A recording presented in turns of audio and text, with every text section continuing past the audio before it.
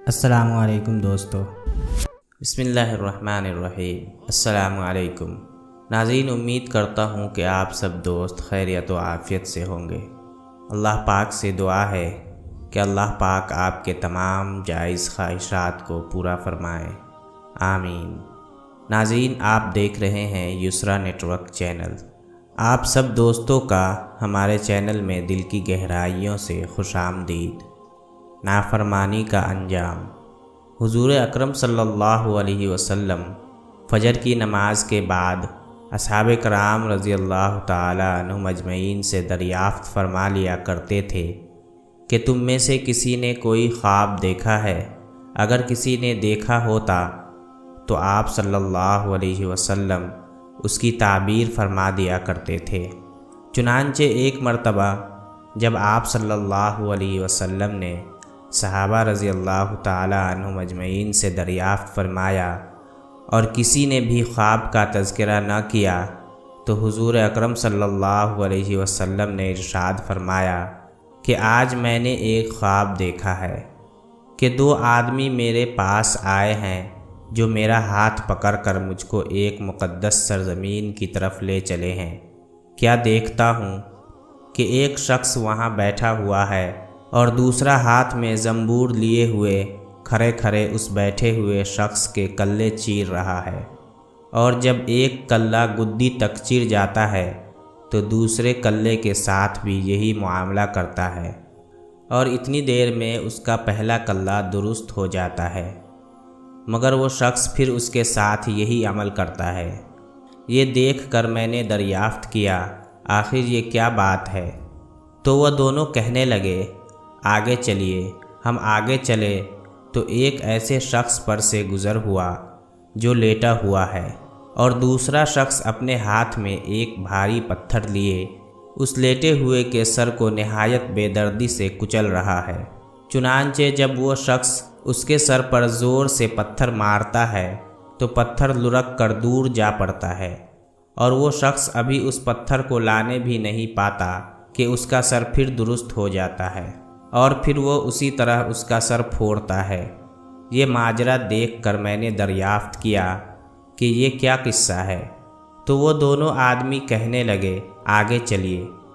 جب آگے چل کر ہم ایسے غار پر پہنچے جو تنور کی طرح اندر سے کشادہ تھا اور اوپر سے تنگ، جس میں آگ دہک رہی تھی، اور بہت سے مرد و عورت اس میں پڑے تھے۔ جب آگ کے شعلے بلند ہوتے تھے تو وہ سب اوپر اٹھ آتے اور نکلنے کے قریب ہو جاتے تھے، اور جب آگ نیچے بیٹھتی تو اس کے ساتھ نیچے چلے جاتے تھے۔ یہ دیکھ کر میں نے معلوم کیا کہ یہ کیا معاملہ ہے، تو وہ دونوں کہنے لگے، آگے چلیے۔ آگے چل کر ہم نے دیکھا کہ ایک خون کی نہر میں ایک شخص کھڑا ہے اور دوسرا شخص نہر کے کنارے پر کھڑا ہے، جس کے سامنے بہت سے پتھر پڑے ہیں۔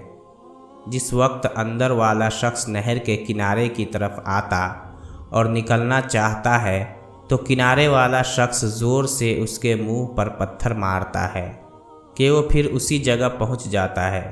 پھر نکلنا چاہتا ہے تو پھر مار کر اس کو اسی جگہ پہنچا دیتا ہے۔ اس حال کو بھی میں نے معلوم کرنا چاہا تو وہ دونوں کہنے لگے کہ آگے چلیے۔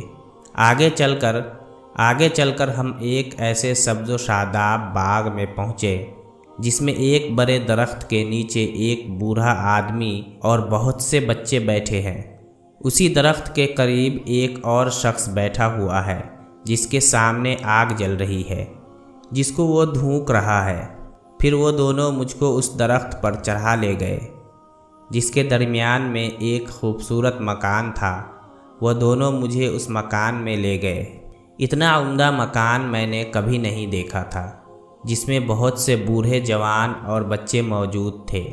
پھر باہر لا کر اس سے بھی اوپر لے گئے، جہاں پہلے گھر سے بھی زیادہ عمدہ مکان تھا، جس میں صرف بوڑھے اور جوان تھے۔ اب میں نے ان دونوں شخصوں سے کہا کہ تمام رات تم مجھے لیے پھرے ہو، آخر ان اسرار کی حقیقت سے بھی تو آگاہ کرو۔ جب انہوں نے بتایا کہ جس شخص کے کلے چیرے جا رہے تھے وہ جھوٹا شخص ہے، جس کی جھوٹی باتیں دنیا میں مشہور ہو جاتی تھی، قیامت تک وہ اسی سزا میں مبتلا رہے گا۔ اور جس کا سر پھوڑا جا رہا تھا وہ ایسا شخص ہے جس کو اللہ تعالیٰ نے علم قرآن عطا فرمایا مگر رات کو غافل ہو کر سو رہتا اور دن کو اس پر عمل نہ کرتا تھا۔ قیامت تک وہ اس عذاب میں مبتلا رہے گا۔ اور آگ کے غار میں زناکار پڑے ہیں اور خون کی نہر میں سود خور ہیں۔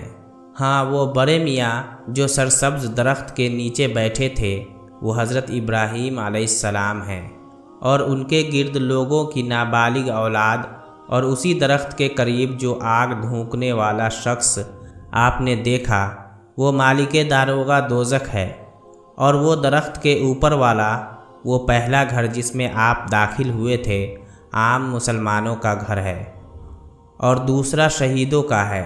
ہم دونوں آدمیوں میں جبرائیل ہوں اور یہ میکائیل ہیں۔ اس کے بعد کہنے لگے ذرا سر اوپر اٹھائیے۔ میں نے سر اٹھا کر دیکھا تو میرے اوپر ایک سفید بادل مجھے نظر آیا۔ وہ کہنے لگے یہ آپ کا گھر ہے۔ اس پر میں نے کہا تو مجھے چھوڑو، میں اپنے گھر میں داخل ہو جاؤں۔ اس پر انہوں نے کہا نہیں، ابھی آپ کی عمر پوری نہیں ہوئی، اگر پوری ہو چکی ہوتی تو ابھی چلے جاتے۔ انبیاء کا خواب بھی وہی ہوتا ہے۔ اس سچی حکایت سے جھوٹ، بے عملی یعنی قرآن پاک کا علم ہونے کے باوجود اس پر عمل نہ کرنا، نیز زناکار، سود خور کی سزاؤں کا حال، نابالغوں، عام مسلمانوں اور شہداء کے درجات کا حال معلوم ہوا۔ اللہ تعالیٰ سب مسلمانوں کو ہر قسم کی برائیوں سے محفوظ رکھے اور نیک عمل کی توفیق عطا فرمائے، آمین ثم آمین۔ عزیز دوستو، اس ویڈیو میں بس اتنا ہی۔ مزید اس طرح کی ویڈیو دیکھنے کے لیے ہمارے چینل کو سبسکرائب کریں اور ساتھ میں موجود بیل آئیکن کو بھی دبا کر آل نوٹیفیکیشن پر کلک کریں۔ مجھے دیجیے اجازت۔ زندگی رہی تو ایک اور ویڈیو کے ساتھ آپ کی خدمت میں حاضر ہوں گا۔ تب تک کے لیے اللہ نگہبان۔